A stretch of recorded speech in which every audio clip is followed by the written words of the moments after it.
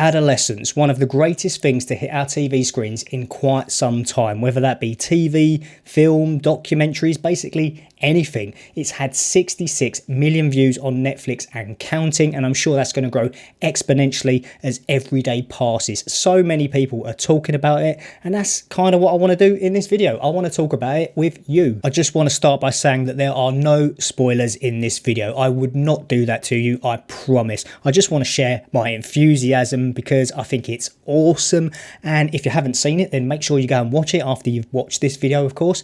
And if you have already seen it, then you already know what I'm talking about, and you can share in my excitement and just wowness. Today was my rare trip into the office at work, and I got to interact with some real life human beings. And when I was in there, pretty much first thing in the morning, I just said to everyone and shouted across the room, right, who hasn't seen Adolescence and who doesn't think it's one of the greatest things ever made for TV? And literally everyone just went, oh no, I haven't seen it yet, it's on my watch list. And I was just like, oh my god. So I just basically splurt out everything that I'm kind of saying in this video. And then when I was coming home on the train, I just thought to myself, you know what, maybe I should make a video about this so that I can express myself. Hopefully a couple of people might watch it, and then we can talk about it with one another and share our thoughts and opinions and all that kind of stuff. I thought it'd be pretty cool.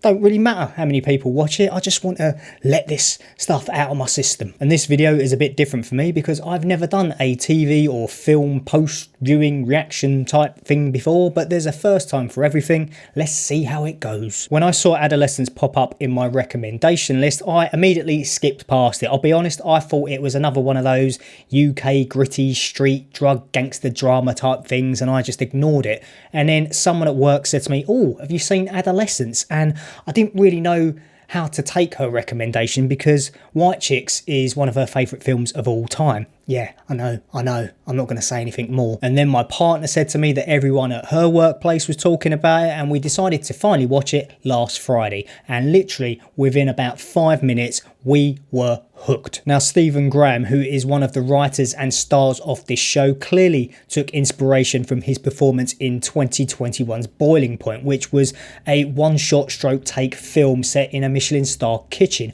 Highly recommend you watch that if you haven't already. To be honest with you, everything that Stephen does is pure film gold. And aside from Stephen, the entire cast are incredible. You can't imagine anyone else performing in these roles, specifically Owen Cooper, who plays the 13-year-old Jamie Miller, and Stephen has even said that he is a once-in-a-generation talent. Apparently over 500 people auditioned for that role alone, and you just can't imagine anyone else playing it. He was perfect for it. But I also want to give shout outs to Ashley Walters and Faye Marsay, who played the detectives. You've got Christine Tremarco, who plays the mum, Amelie Pease, who plays the daughter, and Erin Doherty, who plays the psychologist in episode 3. I just thought they were all bang on, perfect, flawless, faultless. What else can I say? As I promised, I'm not going to give any spoilers away, but I do think it's alright for me to say that Stephen Graham was inspired to write this 4-part miniseries because he'd read or seen on the news that a young girl had been stabbed by a teenage boy,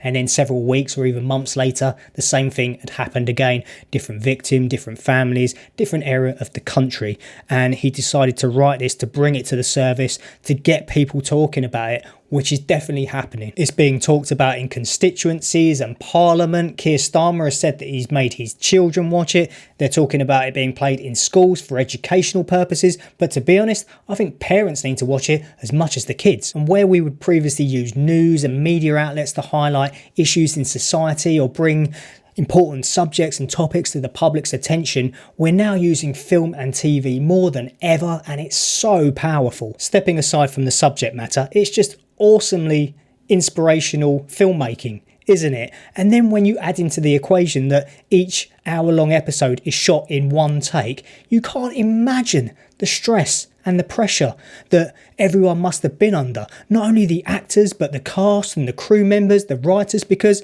if one single person fudges up, they've got to do it all over again. They must have had such sleepless nights. I just think that it's one of the best things that's been on our TV screens in like forever. And it's got people talking, and it should do, because knife crime is an issue in this country, in the UK.